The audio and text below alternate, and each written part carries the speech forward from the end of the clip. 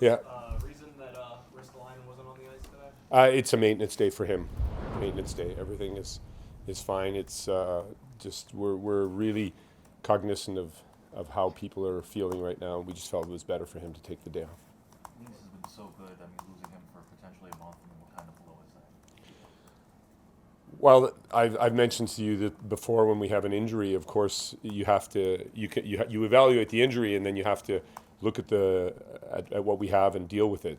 On the injury side, we're disappointed for him and for us, because he was really building a good season here. But again, we have an excellent staff that's going to bring him back as quick as possible, and he's in their hands now. So he's in that camp, and we have Jonas here, who's earned this opportunity to join us. He's had a terrific season so far in Rochester. He's been, an all-star there, which everybody knows. And now we have to work with Hutton and Johansson and do the best we can with this group going forward.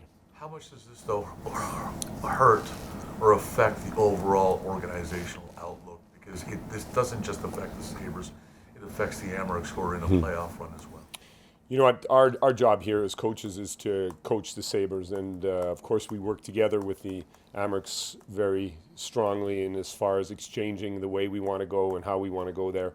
But as far as our responsibility here is to get ready for Montreal and to do the best with the roster we have that's available, whoever that is, and that's what we'll do. I'm not thinking about organizational situations or a bigger picture beyond Montreal right now.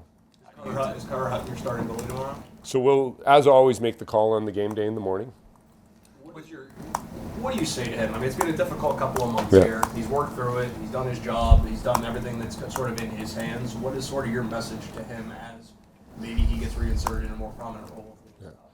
Well, we know that Carter can step up here. He had an excellent start of the season, some struggles of late, but it was more also the team performing differently in those games, and there was some overtimes in there that didn't tip his way. So we're cheering for him as loud as anybody to get back on track result-wise. But he's always worked hard, and he has had some good weeks now with Mike Bales. They've done a lot of extra work, and we feel Carter is ready to be the guy to step in here and to carry the ball. With Jonas coming up, there was another goalie in Rochester, obviously, Andrew Hammond, who Yes. does have NHL experience. Yes. So it's not like you guys were forced to bring up Johansson. No. But what was it that you guys have seen from him? Is it just how well he's played this year, making himself an all-star? Or has he shown you guys other stuff that maybe you want to give him a chance? I just think it's excellent to take a look at him right now with the record he has. I think it's 13-3 or 3 or something of that nature, with high save percentage. And it's more than anything also psychologically how he's grown and developed thus far this season. And it's a good opportunity to get to know each other. It's nothing against Hammond. It's for Johansson that we've made this decision.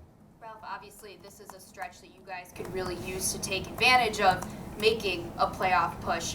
Looking at last night's game, is there enough of a sense of urgency to end this team's playoff drought?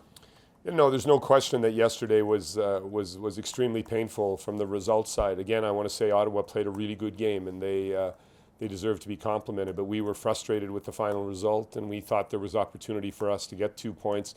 But again, we've come into this final stretch with 33 games where we know what we need to do, and it doesn't change the amount of games you need to win. It just changes the number of the games you can lose. So the focus remains on the next one and try to get ourselves back on track. We still have a bigger homestand than away games coming up here, and we need to use that. And against Montreal, it's extremely important for us to show an aggressive sign of life after coming out of the break with a bit of a flat, or quite a flat overall game yesterday. Is there still belief in that room that you guys can make a playoff push here? We don't speak so much about that other than getting back into the race and being there, and with a month to go is really what we're reaching for and stretching for, and we believe in that opportunity. And again, we are working in little pictures here since the beginning of the season, as we're a team in growth and development. Lots of young players here. We need to coach and teach, and the belief is definitely in there still to be competitive here right through this next month. Sort of an example that sometimes it's not easy to deal with expectation was captain of Team Canada, high first round pick, and it was long for him to find his rhythm in NHL.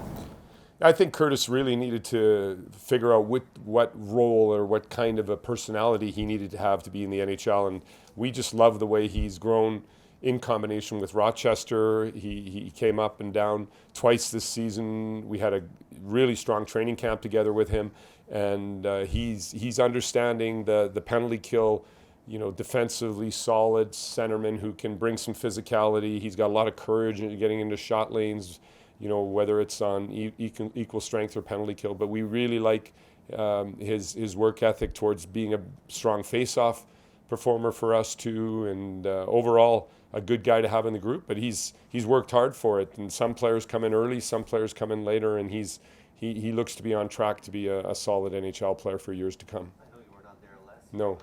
What are you seeing from Rasmus Ristolainen to go from minus 41 Yeah. to an even player this year?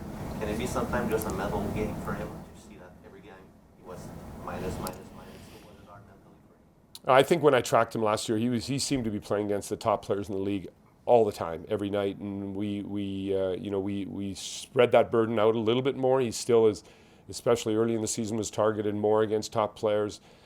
I can't say where or what he was thinking last year, but he's bought in completely here to be within the system that we want to play and carry out the principles that we need to have.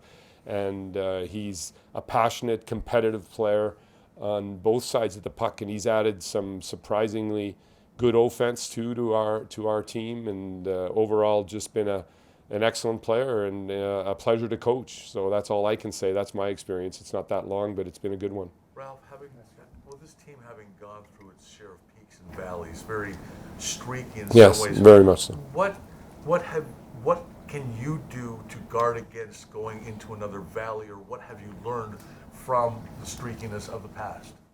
I think mostly that is a process of the mind.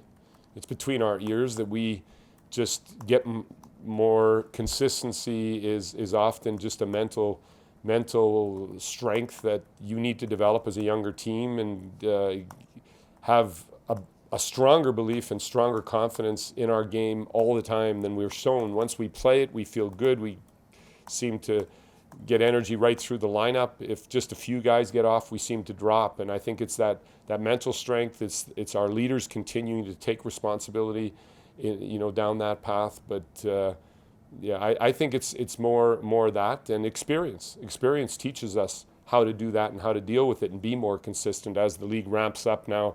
You can feel it. The experienced players ramping up, the league ramping up, and we need to match that. Ralph, That's what Yeah. going back to the push that the team needs to make. Yeah. I know you weren't around before, but No. do you feel like those past struggles that this group has been through Yeah. can sort of weigh on them, because some of them have never been part of the winning group here?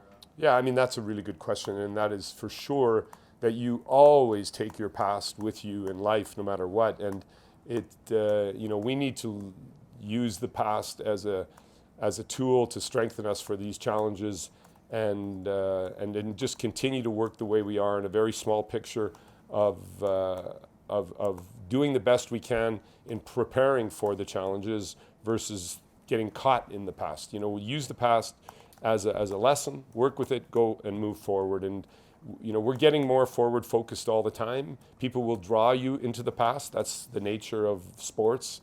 But I think spending more time in the present than they have in the past would be the way to go there. But it's a mental exercise that we've already spoken about, that we're working on consistently with them. And we believe this group is moving in the right direction and learning how to get into that mode that you need to be in all the time. But it's not an easy space to get into, or everybody be there all the time. So you have to earn it, and we're going to continue to work for it.